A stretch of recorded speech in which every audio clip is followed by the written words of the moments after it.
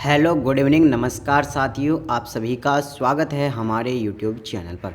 दोस्तों, आप लोगों में से बहुत सारे जो लोगों ने कमेंट किया कि भाई आप तो जो है विजय सर के जो कॉपी किए हुए कंटेंट को आप लोग यहाँ पर ला रहे हो और हम आप लोगों को अनसब्सक्राइब कर रहे हैं, कुछ इस तरीके की जो है बातें हो गई। सो गाइस 2-3 दिन से जो है वीडियो नहीं आ पा रही थी, मूड अपसेट हो गया था, लेकिन आज फिर से मैंने सोचा यार वीडियो तो डालनी ही पड़ेगी।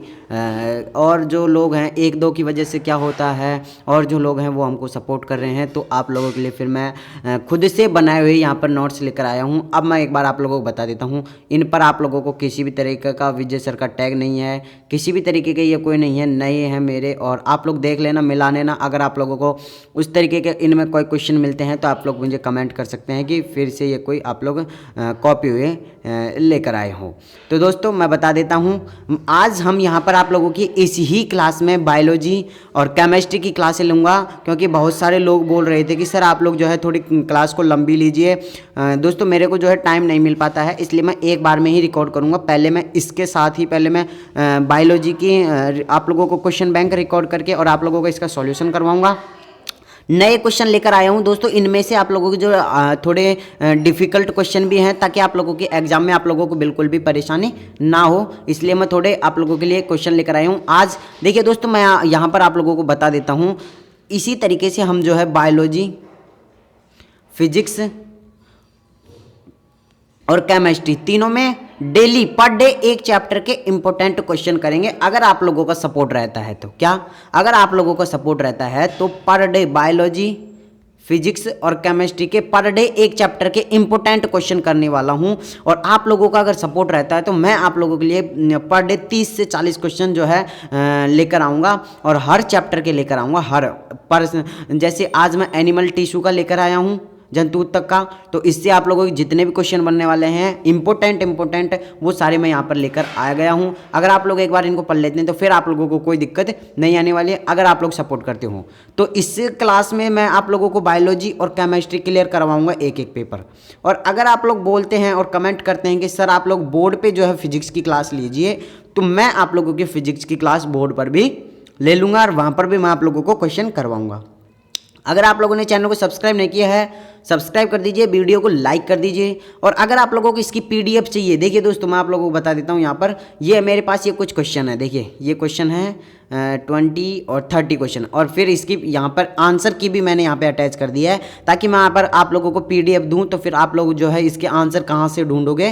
तो इसके लिए मैंने जो आप लोगों के लिए पीडीएफ इसकी तैयार करके और इसके साथ ही आंसर की भी अटैच कर दिया यहाँ पे नीचे, ताकि आप लोगों को कोई प्रॉब्लम ना हो। ठीक है, तो ये मैंने अपने खुद से बनाया है इसको। अगर आप लोगों को इसको पीडीएफ इसके लेना है तो जाइए, टेलीग्राम चैनल का लिंक डिस्क्रिप्शन में है, टेलीग्राम चैनल को ज्वाइन कर लीजिए, वहाँ पर आप लोगों को इसकी पीडीएफ मिल जाएगी।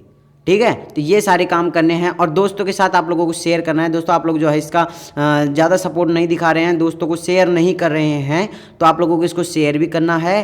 और अगर आप लोग बोलते हैं कि फिजिक्स की जो क्लास है वो आप अगर बोर्ड पे लीजिए, तो मैं आप लोगों की फिजिक्स की क्लास बोर्ड पर ले लूँगा। ठीक है, तो फिर अब हम इस क्लास को स्टार्ट करते हैं। चलिए दोस्तों, देखिए दोस्तों, इसमें आप लोगों को भी एक ऑप्शन टिक करना है, ताकि आप लोगों को पता रहे कि हमने कौन सा ऑप्शन जो है टिक किया है और कौन सा आंसर हमारा सही निकला है। ठीक है, तो फर्स्ट क्वेश्चन है हमारा कि एपिथेलियल ऊतक की कोशिकाएं किस पदार्थ द्वारा निर्मित बेसमेंट झिल्ली पर व्यवस्थित होती है।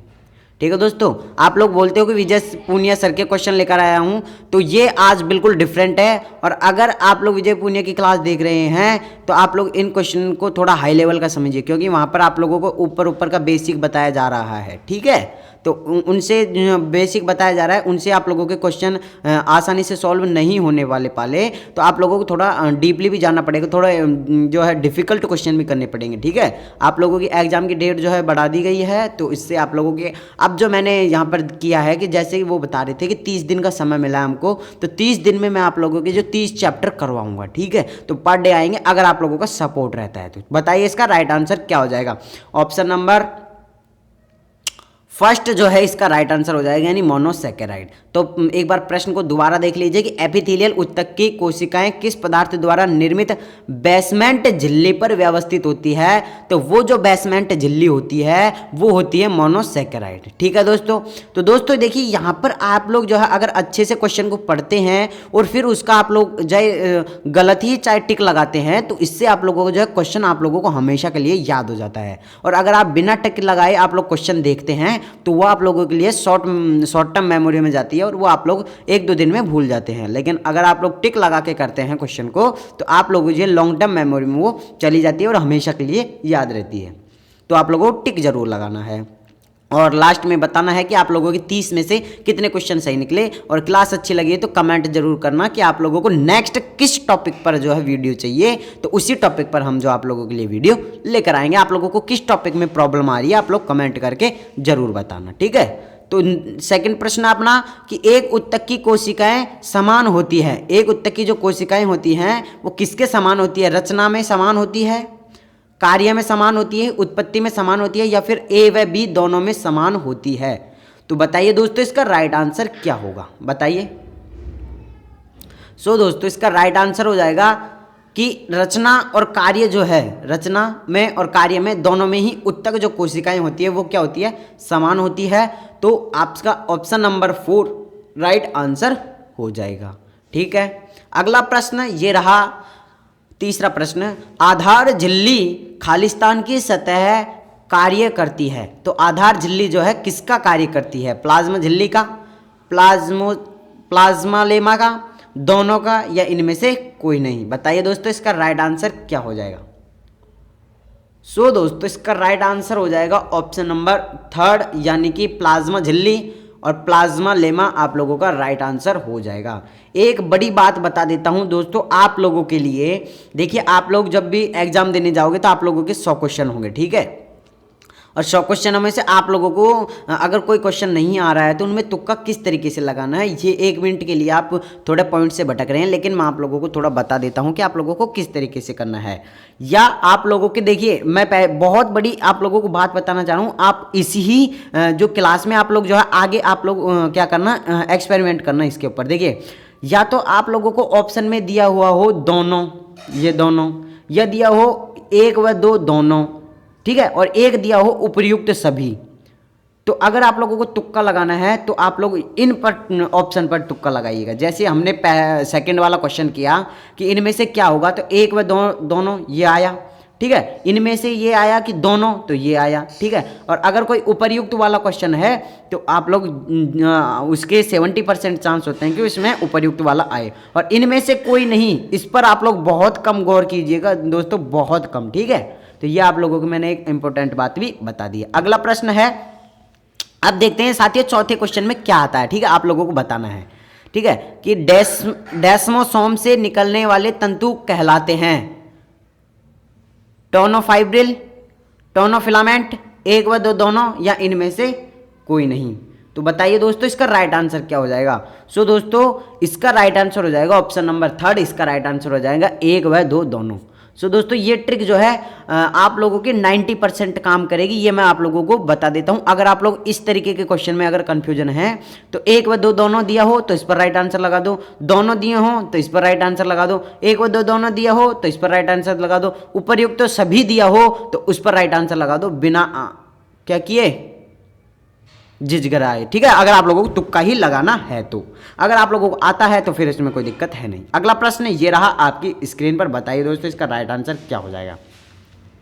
सभी घनाकार एपिथेलियम पाया जाता है, सरल घनाकार एपिथेलियम पाया जाता है श्वेत ग्रंथियों में, आंख की कोरोइड में, पतली ब्रोंकियोल में, या सभी में?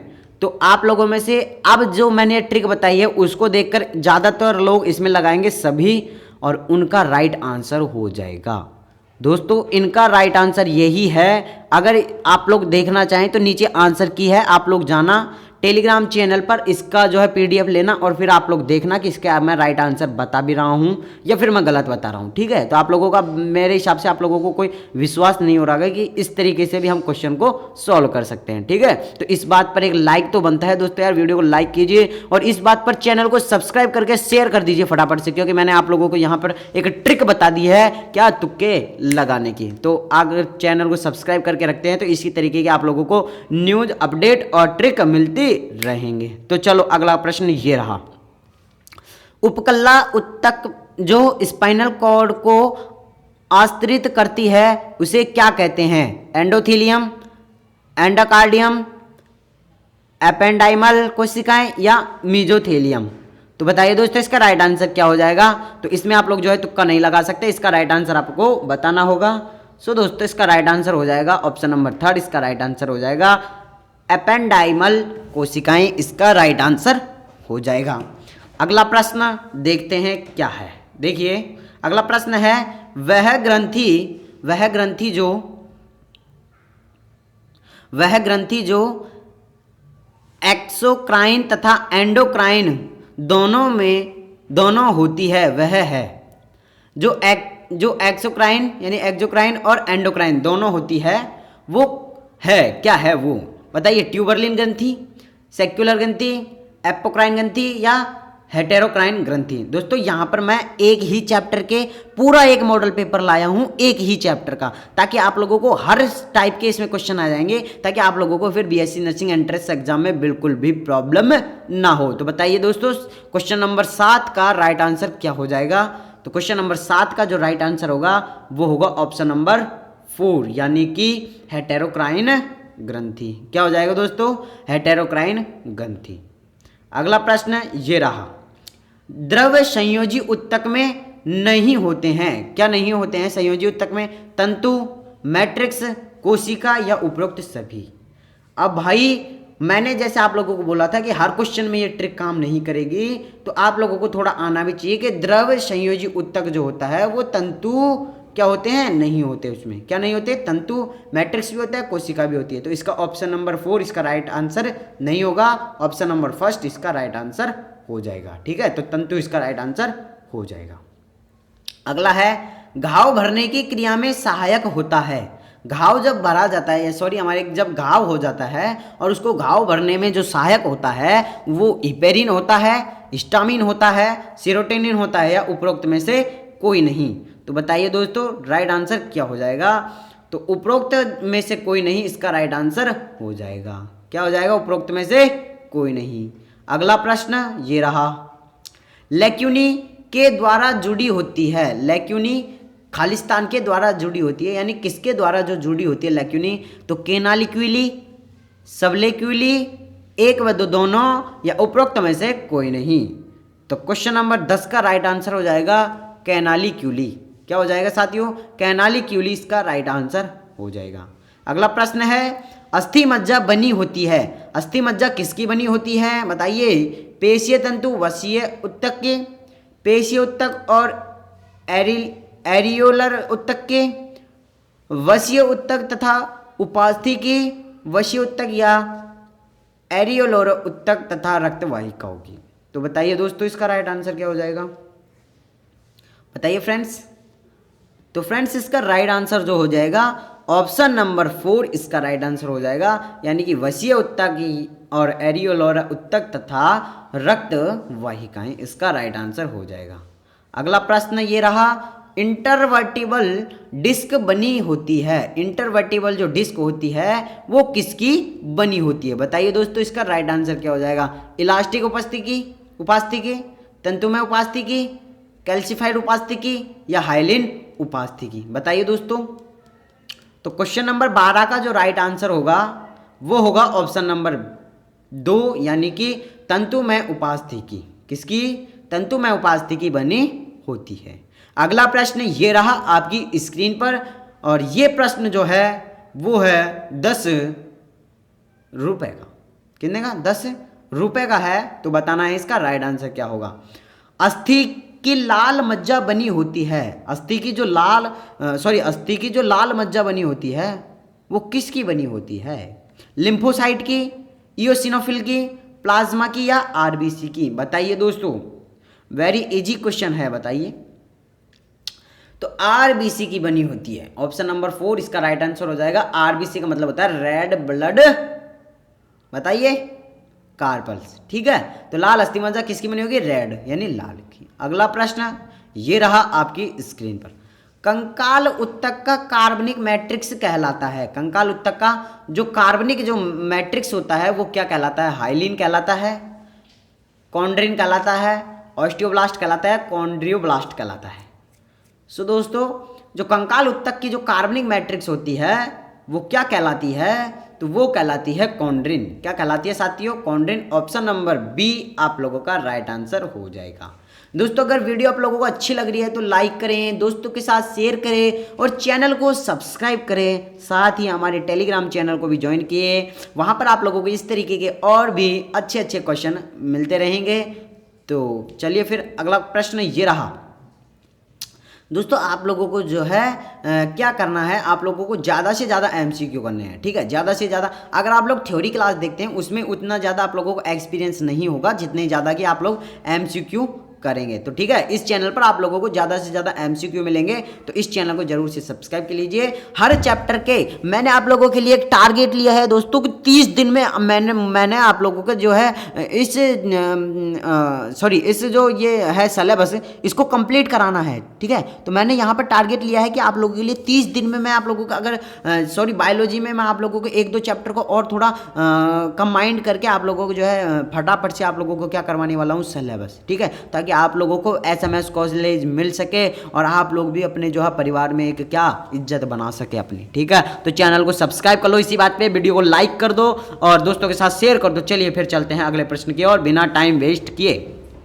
अगला प्रश्न ये है हमारा कि एक उत्तक जो लिगामेंट के समान होता है किंतु तन्य होता है वह क्या कहलाता है? तो एक उत्तक जो लिगामेंट के समान होता है किंतु तन्य होता है वह क्या कहलाता है? टेंडन, रेफी, एक व दो दोनों या इनमें से कोई नहीं? बताइए दोस्तों, इसका राइट आंसर क्या होगा? सो दोस्तों, इसका राइट आंसर हो जाएगा रेफी। क्या हो जाएगा दोस्तों? रेफी इसका राइट आंसर हो जाएगा। अगला प्रश्न, ह्यूमरस तथा पेशियां जुड़ी होती हैं। ह्यूमरस और पेशियां किसके द्वारा जुड़ी होती हैं? लिगामेंट के द्वारा, टेंडन के द्वारा, उपरोक्त दोनों के द्वारा या उपरोक्त में से कोई नहीं? सो दोस्तों, क्वेश्चन नंबर 16 का जो राइट आंसर होगा वो होगा टेंडन, यानी ऑप्शन नंबर बी इसका राइट आंसर हो जाएगा। अगला प्रश्न है, हाइलिन उपस्थिति में मैट्रिक्स में होता है। हाइलिन उपस्थिति के मैट्रिक्स में क्या होता है? कोलेजन होता है, कॉन्ड्रिन होता है, ओसिन होता है या उपरोक्त सभी होता है? बताइए दोस्तों, इसका राइट आंसर क्या हो जाएगा? तो हाइलिन उपस्थिति में आप लोगों को पता होगा सबको क्या होता है, कॉन्ड्रिन जो है मैट्रिक्स उपस्थित होता है। अगला है पटेला जो संधि हो, पटेला अस्थि उदाहरण है। पटेला अस्थि किसका उदाहरण है? बताइए दोस्तों, पटेला अस्थि किसका उदाहरण है? कार्टिलेजिनस अस्थि का, डर्मल अस्थि का, स्पंजी अस्थि का या सिग्मोइड अस्थि का?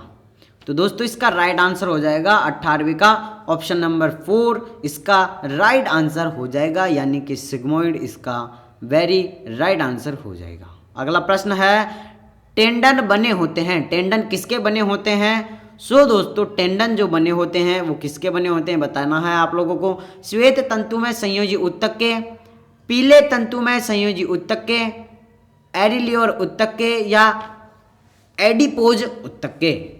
सो दोस्तों, इसका राइट आंसर हो जाएगा ऑप्शन नंबर ए इसका राइट आंसर हो जाएगा, यानी कि श्वेत तंतु में संयोजी उत्तक के। दोस्तों, आप लोगों को कमेंट करके बताना है आप लोगों को ये क्वेश्चन कैसे लगे, इजी लगे, हार्ड लगे या फिर आप लोगों को अच्छे लगे।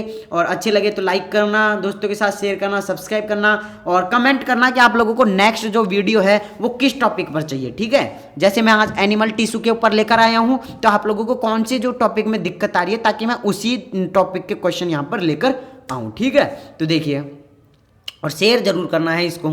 ये देखिए अगला प्रश्न है, पेशी संकुचन तथा तंत्रिका आवेग संवहन के लिए निम्न में से कौन आयन आवश्यक है? जो कौन सा आयन जो है आवश्यक है किसमें? पेशी संकुचन तथा तंत्रिका आवेग में। तो sodium plus, potassium plus, calcium plus plus तथा Mg प्लस प्लस, या उपरोक्त में से कोई नहीं। बताइए दोस्तों इसका राइट आंसर क्या हो जाएगा? सो दोस्तों सबको पता है कैल्शियम प्लस प्लस और Mg प्लस प्लस इसका राइट आंसर हो जाएगा। ऑप्शन नंबर सी इसका राइट आंसर हो जाएगा। अगला प्रश्न है, पेशी तंतु के मायोफाइब्रिल में क्या होता है? मायोसिन पाई जाती है, एक्टिन पाई जाती है, एटीपी पाई जाती है, या उपरोक्त सभी पाए जाते हैं। सो दोस्तों क्वेश्चन नंबर 21 का ऑप्शन नंबर 4 राइट आंसर हो जाएगा, यानी उपरोक्त सभी पाई जाती है। तो पेशी तंतु में के मायोफाइल में मायोसिन भी पाई जाती है, एक्टिन भी पाई जाती है और एटीपी भी पाई जाती है। ऑप्शन नंबर 4 उपरोक्त सभी आपका राइट आंसर हो जाएगा। अगला प्रश्न ये रहा, शरीर में सर्वाधिक पाया जाने वाला ऊतक कौन सा है? तंत्रिका ऊतक है, पेशी ऊतक है, संवहन ऊतक है, या एपिथेलियल ऊतक है? तो शरीर में सर्वाधिक पाया जाने वाला ऊतक कौन सा है? तो शरीर में जो सबसे अधिक जो ऊतक पाया जाता है वो होता है पेशीय ऊतक। कौन सा ऊतक? पेशीय ऊतक। याद रखना है दोस्तों, इंपॉर्टेंट क्वेश्चन है, बन सकता है आपके बीएससी नर्सिंग एंट्रेंस एग्जाम में। सो दोस्तों ये सारे क्वेश्चन इंपॉर्टेंट है, तो एक बार आप लोग जाएं परीक्षा देने, तो एक बार इन क्लासों को जरूर देख जाएं, ताकि आप लोगों के हर चैप्टर का रिवीजन हो जाएगा और आप लोगों का हर चैप्टर इतना कंठस्थ हो जाएगा। दोस्तों आप लोगों को कमेंट करना है कि आप लोगों को फिजिक्स की क्लास इसी तरीके से देखनी है या फिर आप लोग बोर्ड पर देखना चाहते हैं, और केमिस्ट्री की क्लास भी आएगी आप लोगों की, तो आप लोग लाइक करना, शेयर करना, सपोर्ट दिखाना यार क्लास पे, ठीक है। जब 1 घंटा हो जाता है क्लास को, तो उसमें जो है ज़्यादा से ज़्यादा 30-40 ही जो है लोग बाग उसको क्या कर पाते हैं, देख पाते हैं। तो आप लोग जो है सपोर्ट दिखाइएगा ज़्यादा से ज़्यादा। अगर दोस्तों 1 घंटे के अंदर अगर ज़्यादा से ज़्यादा लोग देख लेते हैं तो फिर हमारी जो वीडियो आगे तक चली जाती है, ठीक है। तो आप लोग जो है सपोर्ट करना और ज़्यादा से ज़्यादा शेयर करना इसको। चलिए अगला प्रश्न है हमारा कि शरीर में सर्वाधिक पाया जाने वाला जो ऊतक है वो बता दिया, पेशीय ऊतक है। अगला है ऐच्छिक पेशियाँ पाई जाती है। ऐच्छिक जो पेशियाँ होती है वो कहाँ पाई जाती है? फेफड़ों में, यकृत में, पश्चपाद में, या हृदय में? बताइए दोस्तों इसका राइट आंसर क्या होगा? वेरी इजी क्वेश्चन है। सो दोस्तों जो ऐच्छिक जो पेशी होती है वो पश्चपाद में पाई जाती है। कहाँ पाई जाती है? पश्चपाद में पाई जाती है। अगला प्रश्न ये रहा, अनैच्छिक पेशी है। अनैच्छिक पेशी है, तो अनैच्छिक कौन सी पेशी है? इच्छा के अधीन उसे अनैच्छिक पेशी कहेंगे, इच्छा के अगर अधीन है तो उसे अनैच्छिक पेशी कहेंगे, अगर ऑटोनॉमिक तंत्रिका तंत्र के नियंत्रण में है तो उसे अनैच्छिक पेशी कहेंगे, या फिर 2 या 3 इसका राइट आंसर होगा। तो बताओ दोस्तों आप लोगों को क्या लगता है इसका राइट आंसर क्या होगा? तो इसका राइट आंसर हो जाएगा दोस्तों ऑप्शन नंबर 4 इसका राइट आंसर हो जाएगा, यानी कि 2 और 3 जो दोनों सही है, यानी इच्छा के अधीन नहीं होना चाहिए और ऑटोनॉमिक तंत्रिका तंत्र के नियंत्रण में नहीं होना चाहिए, तो वो क्या हो जाएंगे? अनैच्छिक पेशी हो जाएगी। अगला प्रश्न ये रहा आपके पास, एक्टिन तंतु किसके बने होते हैं? सो दोस्तों एक्टिन जो तंतु होते हैं वो बने होते हैं किसके? बताओ। एक्टिन ट्रोपोपिन और ट्रोपोमायोसिन के, एक्टिन ट्रोपोनिन के, मायोसिन ट्रोपोनिन के, या एक्टिन ट्रोपोमायोसिन के? सो दोस्तों बताना है इसका राइट आंसर क्या हो जाएगा। तो दोस्तों क्वेश्चन नंबर 25 का राइट आंसर हो जाएगा एक्टिन, ट्रोपोनिन और ट्रोपोमायोसिन। ऑप्शन नंबर ए इसका राइट आंसर हो जाएगा। अगला प्रश्न है, सिनेप्स संग्रहित करती है। सिनेप्स जो होती है वो किसको संग्रहित करती है? उत्तेजक रसायन को, अवरोधक रसायन को, चालक रसायन को, या उपरोक्त सभी को? बताना है दोस्तों आप लोगों को इसका राइट आंसर क्या हो जाएगा। तो दोस्तों जैसा मैंने आप लोगों को बताया कि कई क्वेश्चन ऐसे होते हैं जिनमें जो है आंसर मैं बताता हूं उस तरीके का नहीं आता, वरना यहाँ पर देख सकते हैं उपरोक्त सभी इसका राइट आंसर हो जाएगा। कमेंट करना है दोस्तों नेक्स्ट टॉपिक बताना आप लोगों को, किस टॉपिक पर आप लोगों को जो इस तरीके के क्वेश्चन नहीं चाहिए। हमारे पास बहुत सारे भंडार है आप लोगों के लिए, तो आप लोग अगर कमेंट करते हैं, सपोर्ट दिखाते हैं, चैनल को सब्सक्राइब करके घंटी बटन को अगर क्लिक कर लेते हैं तो आप लोगों को मिलता रहेगा, ठीक है। क्योंकि अगर आप लोग इसको सब्सक्राइब करके रखते हैं तो ही आप लोगों को इसका नोटिफिकेशन मिलेगा, और नोटिफिकेशन मिलेगा तो आप लोग देख सकते हैं। अगला प्रश्न है, श्वसन कोशिकाओं की रेनिवेयर की नोड पाई जाती है? तो कहाँ पाई जाती है? तंत्रिका ऊतक में, ऑस्टियोब्लास्ट कंकाल में, कॉन्ड्रियोब्लास्ट कंकाल में, या ग्रंथिल कोशिकाओं में? सो दोस्तों इसका राइट आंसर आप लोगों को बताना है। तो दोस्तों इसका राइट आंसर हो जाएगा, बताओ दोस्तों, तो इसका राइट आंसर हो जाएगा ऑप्शन नंबर फर्स्ट, इसका राइट आंसर हो जाएगा, यानी तंत्रिका ऊतक में। ठीक है, अगला प्रश्न ये रहा। सो बताइए, देखिए इस अगला प्रश्न कहाँ है कि न्यूरॉन का अभिवाही प्रवर्ध कहलाता है। न्यूरॉन का जो अभिवाही प्रवर्ध है वो क्या कहलाता है? हेक्सोन, डेंड्राइट, साइटोन या न्यूरोफाइब्रिली? तो दोस्तों जो न्यूरॉन का अभिवाही प्रवर्ध है वो क्या कहलाता है? तो वो कहलाता है क्या, बताओ दोस्तों? वो कहलाता है डेंड्राइट। क्या कहलाता है साथियों? डेंड्राइट कहलाता है। अगला है कि जीव द्रव्य के समान गुण वाला ऊतक एपिथेलियल ऊतक, संयोजी ऊतक, तंत्रिका ऊतक या पेशीय ऊतक? ठीक है, जीव द्रव्य वाले समान गुणों वाला ऊतक है, कौन सा है? एपिथेलियल, संयोजी, तंत्रिका ऊतक या पेशीय ऊतक? सो दोस्तों क्वेश्चन नंबर 29 का राइट आंसर हो जाएगा ऑप्शन नंबर थर्ड, यानी तंत्रिका ऊतक। ठीक है, अगला और लास्ट प्रश्न आज का, कमेंट करके बताना दोस्तों कितने क्वेश्चन आप लोगों के सही निकले, और सही निकले तो आप लोग बहुत अच्छे जा रहे हैं। अगर आप लोगों के जो है यहाँ पर, क्योंकि ये इतना ज़्यादा भी इजी नहीं है कि आप लोगों के जो यहाँ पर इतने क्वेश्चन सही निकले। अगर आप लोगों के 20 से ऊपर अगर क्वेश्चन सही निकल रहे हैं, 20 से ऊपर अबव 20 से ऊपर आप लोग क्वेश्चन सही निकल रहे हैं, तो आप लोग बहुत अच्छा परफॉर्मेंस कर रहे हैं, बहुत अच्छे से आप लोग पढ़ाई कर रहे हैं। ठीक है, और जिनके भी 15, 16, 12, 10 निकल रहे हैं, उनको क्या करना है, इस वीडियो को एक बार और देख लेनी है ताकि आप लोगों को याद हो जाए। ठीक है, ठीक है ना?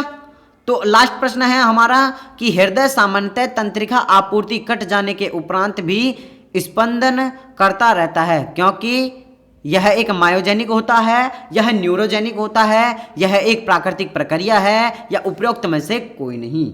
सो दोस्तों इसका राइट आंसर हो जाएगा क्या, बताओ? आप लोगों को पता होगा, मैंने फर्स्ट क्वेश्चन भी यही कराया था कि मनुष्य का जो हृदय होता है वो कैसा होता है? मायोजेनिक हृदय होने के कारण जो है ये क्या करता है? स्पंदन करता रहता है। फर्स्ट क्वेश्चन भी हमारा मायोजेनिक का ही था और लास्ट क्वेश्चन भी हमारा मायोजेनिक का ही है, यानी कि आप लोगों को SMS कॉलेज जरूर मिलेगा, क्योंकि हमारा कोड बैठ गया ना फर्स्ट और फर्स्ट का 1:1 हो गया ना। तो ये तो हो गए आप और ये हो गए SMS कॉलेज, तो आप और आप मिल गए तो SMS कॉलेज मिल जाएगी आप लोगों को। ठीक है, तो SMS कॉलेज उन्हीं को मिलेगी जो इन चैनल को सब्सक्राइब कर लेगा, वीडियो को लाइक कर देगा, दोस्तों के साथ शेयर कर देगा और कमेंट करके बता देगा कि भाई हमको इस टॉपिक पर जो है वीडियो चाहिए, तो उनको मैं दुआ दूंगा और उनको क्या मिलेगा? SMS कॉलेज मिलेगा। वैसे मैं मजाक कर रहा हूँ, सबको SMS कॉलेज मिले, मैं ऐसी भगवान से आशा करता हूँ। तो चलिए दोस्तों फिर मिलते हैं क्या नेक्स्ट क्लास में, केमिस्ट्री की क्लास में। क्या है कि ये क्लास जो है मैं देख लेता हूँ कितनी लंबी हो गई है, आप लोग देखना। ये क्लास जो है अभी 27 मिनट यानी आधे घंटे की हो गई है, और मैं नहीं चाहता कि आप लोग जो है मेरी वजह से बोर हों, तो मैं आप लोगों की जो केमिस्ट्री के लिए अब एक सेफ क्लास बना दूंगा, अलग से ही क्लास बना दूंगा।